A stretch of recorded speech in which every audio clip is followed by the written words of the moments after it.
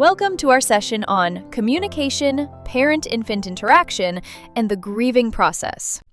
This is an area where the exam frequently tests your understanding of how attachment begins before birth, not just after delivery. The exam likes to assess whether you know that family-centered care isn't just a nice idea, but actually supports measurable outcomes in parent-child relationships. Understanding the grief process is particularly important for test questions about families experiencing loss or crisis in the NICU. Let's get into the specifics you'll need to know. One concept that appears regularly on the exam is that attachment begins during pregnancy, not at birth. You'll want to remember that oxytocin plays a significant role in facilitating maternal bonding.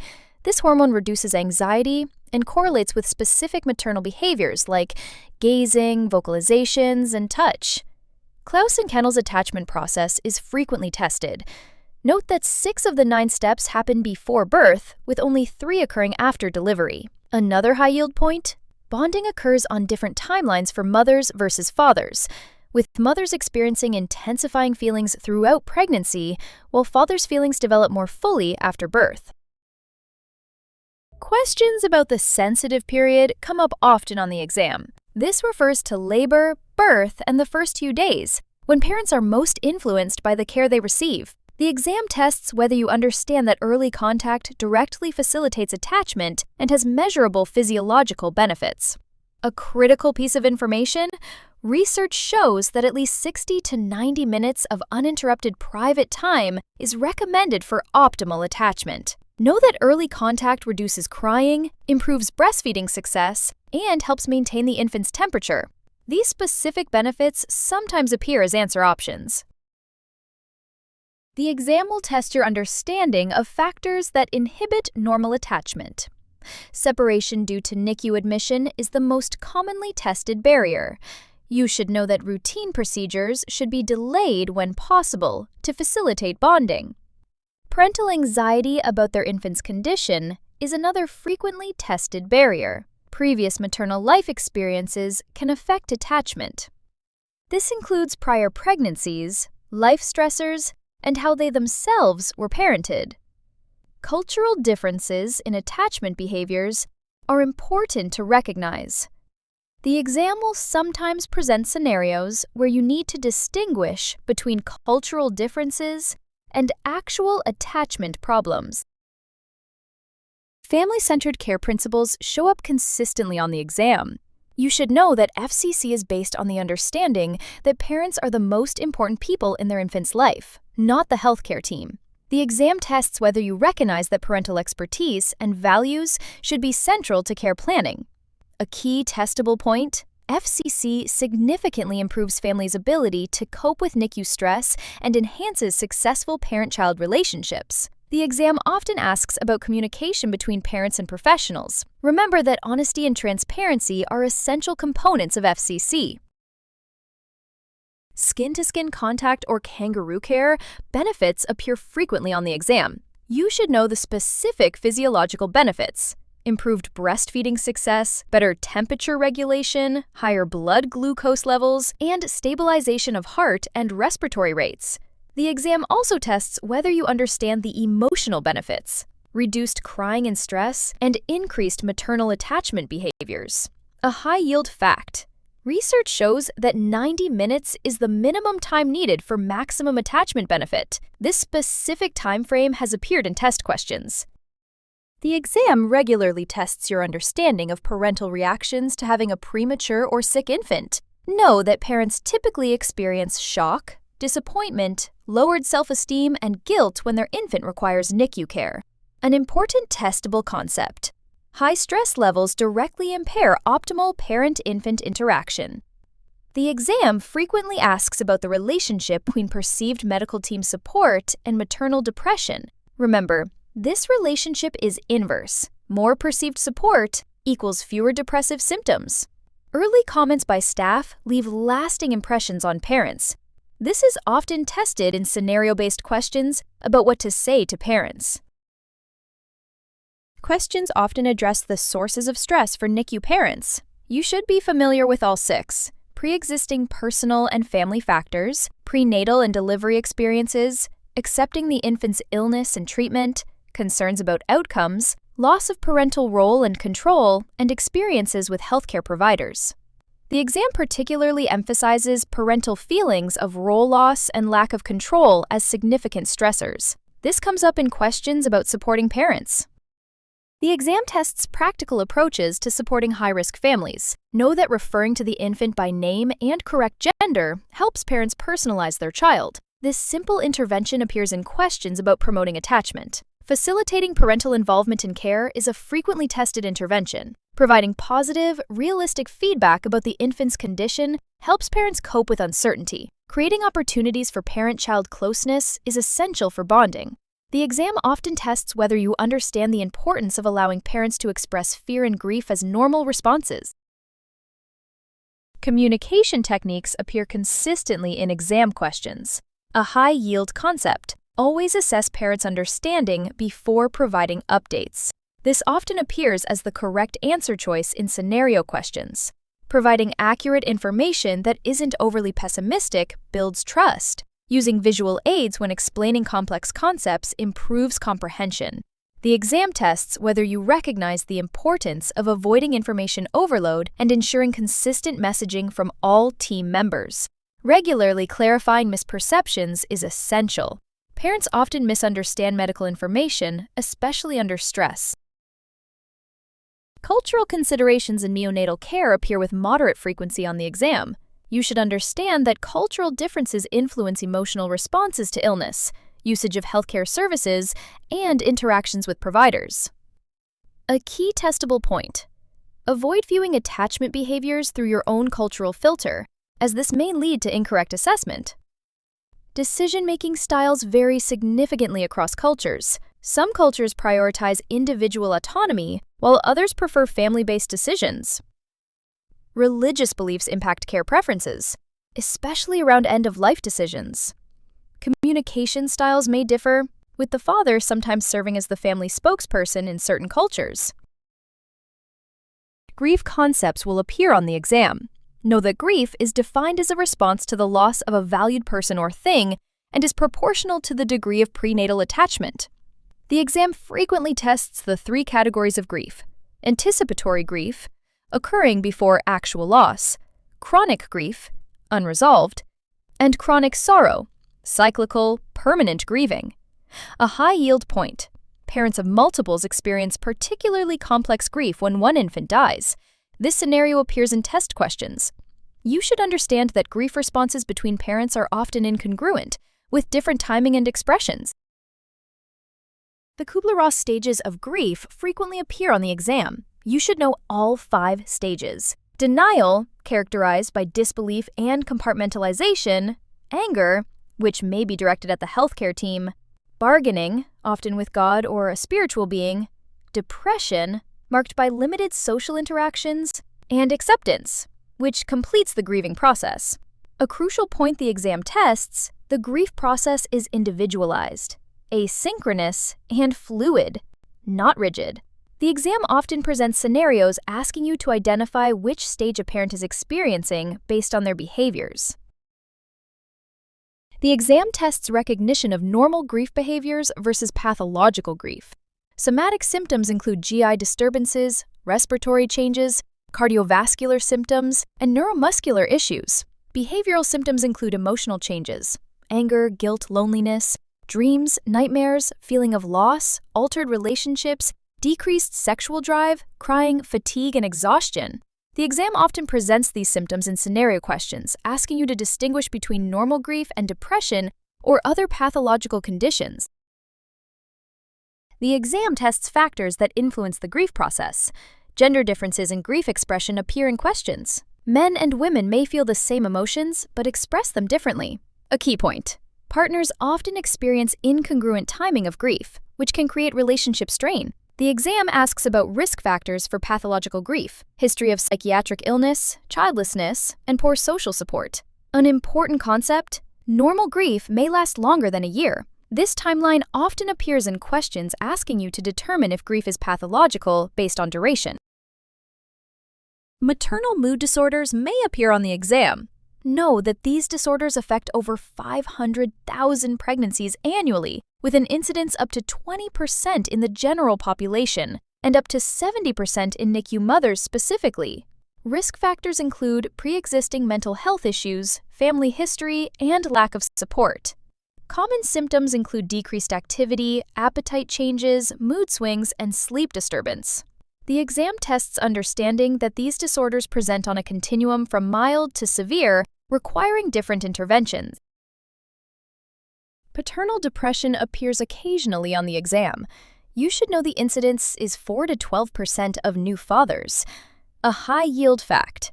Maternal depression is the strongest predictor of paternal depression. This causal relationship appears in questions. Paternal depression usually presents after maternal depression onset and may worsen 3 to 6 months after birth. The exam tests understanding of how paternal depression impacts medical care compliance and bonding. The symptoms are similar to maternal depression, but often more subtle, making them easier to miss. Assessment tools for postpartum depression may appear. Know the Postpartum Depression Screening Scale, PDSS, is most reliable for NICU mothers, with a score 80 equal indicating a positive screen. The Edinburgh Postnatal Depression Scale, EPDS, is reliable for both mothers and fathers, with a score quaded 12 indicating depression. The exam tests the understanding that screening should occur throughout pregnancy and the postpartum period, not just once. A critical point. Immediate intervention is needed for suicidal ideation. This appears in questions about appropriate responses to screening results. The exam tests interventions for postpartum depression. Know that a comprehensive approach is required, including parental education, support, parenting classes, psychotherapy, and sometimes psychopharmacology. SSRIs are most commonly prescribed for depression during pregnancy and postpartum. An important fact, all psychotropic medications enter breast milk. This appears in questions about medication safety. The exam tests understanding that severe cases may require psychiatric hospitalization, particularly when there's risk of harm to self or infant. End-of-life care concepts appear regularly on the exam. Know that palliative care can be provided concurrently with curative approaches. This isn't an either-or situation. NNN considers palliative care an integral aspect of neonatal care. The exam tests understanding that good end-of-life care supports a peaceful, dignified death and provides family support. Treatment goals must be clearly communicated between all parties. A key point, parents must be fully informed to consent to or refuse treatment for their child. This ethical principle is frequently tested. The exam tests criteria for considering withdrawal of life support. Know the 3 primary considerations: inevitability of death, ineffective treatment, and poor quality of life. The exam often presents scenarios asking you to apply these criteria. Clear communication with consistent information is essential during these discussions. The exam tests whether you understand the importance of assessing the family's cultural, spiritual, and religious needs before making end-of-life decisions. Creating a safe environment for these discussions is critical. This involves privacy, adequate time, and appropriate team members. Family support during end-of-life care appears regularly on the exam. A key concept: always ask about the family's understanding of the infant's condition before providing updates or recommendations. Establishing goals of care collaboratively with the family is essential. The exam tests whether you understand the importance of maintaining open, consistent communication throughout the process. Questions often address honoring cultural and religious traditions in end-of-life care, providing private space for the family, and following up after death, usually within 1 week, are important supportive measures that appear in test questions. Staff support during end-of-life care appears occasionally on the exam. Know that recognizing the emotional impact on a healthcare team is important for maintaining quality care. The exam sometimes tests whether you understand the value of debriefing and reflection after difficult cases. Providing support resources for staff helps prevent burnout. Acknowledging moral distress that can arise from end-of-life care decisions is important. The exam may test your understanding of maintaining professional boundaries while showing appropriate empathy. Let's review the highest yield concepts for the exam. Family-centered care principles are frequently tested. Remember, parents are the most important people in their infant's life. Questions often ask about the minimum time needed for attachment, 60 to 90 minutes. Skin-to-skin benefits appear regularly. Know both physiological and emotional benefits. The stages of grief and distinguishing normal from pathological grief are common. Communication approaches, particularly assessing understanding before providing updates, appear in many questions. Cultural considerations in crisis and grief come up with moderate frequency. End-of-life care criteria and approaches are important, especially the 3 criteria for withdrawal of life support.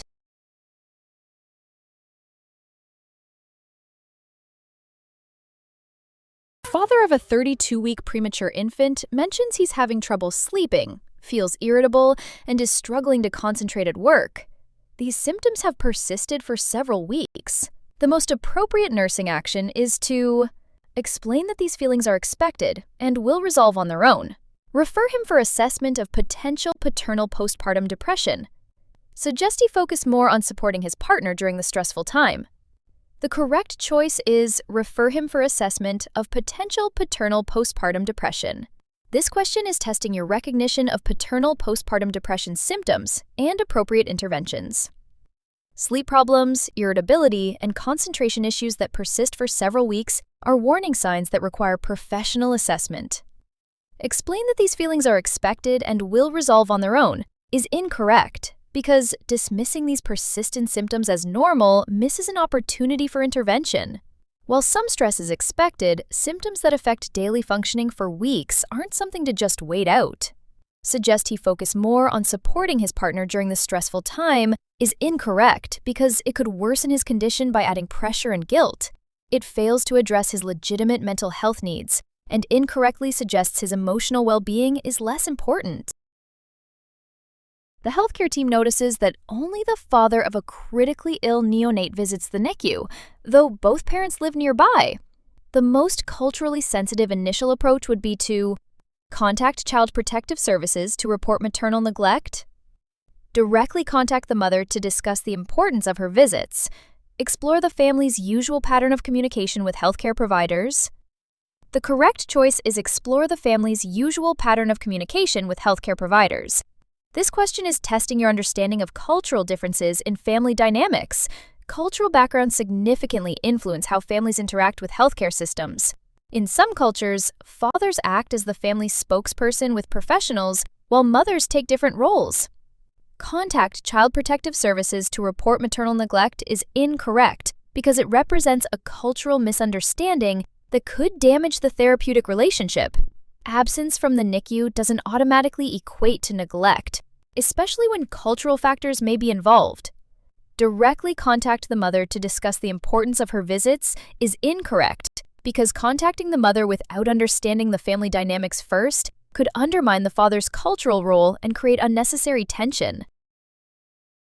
A nurse observes a mother hesitating to touch her infant in the NICU. The most appropriate nursing intervention to promote attachment would be to explain how the monitors and equipment work to reduce anxiety, leave the mother alone to provide privacy during this difficult time, model gentle touch and encourage the mother to participate in care. The correct choice is model gentle touch and encourage the mother to participate in care.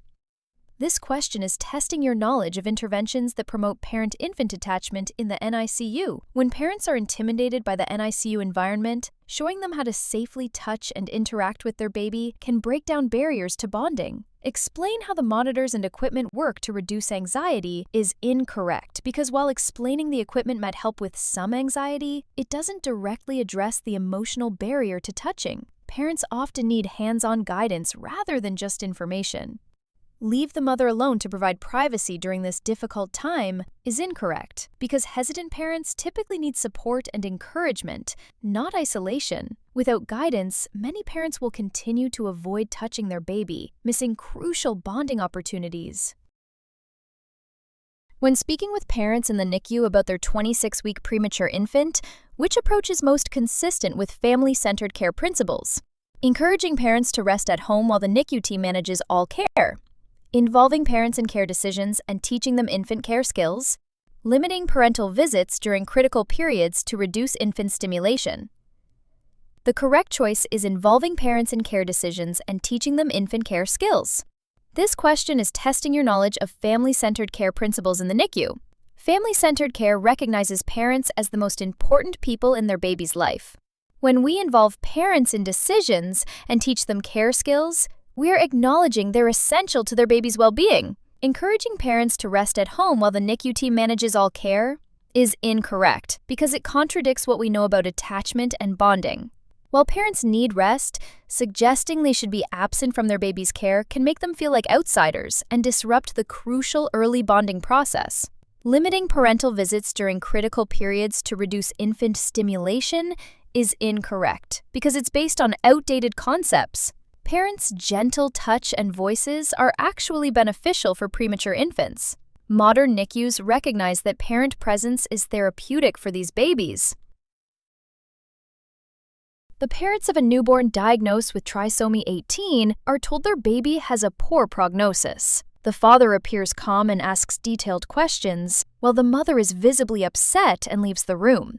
This behavior most likely represents different coping mechanisms within normal grieving, pathological grief response requiring intervention, rejection of the diagnosis by both parents. The correct choice is different coping mechanisms within normal grieving. This question is testing your understanding of how parents may express grief differently. Parents rarely grieve in the same way or at the same pace. Dad might process information by gathering facts and appearing calm, while mom might need emotional space. This incongruent grieving is completely typical and doesn't mean either parent is grieving incorrectly. Pathological grief response requiring intervention is incorrect because what we're seeing is just different but normal grief expressions. Jumping to pathology misinterprets natural variations in how people process difficult news. Rejection of the diagnosis by both parents is incorrect because they're not rejecting the diagnosis. They're each processing it in their own way. The father's questions suggest he's engaging with the reality, while the mother's emotional response acknowledges the gravity of the situation.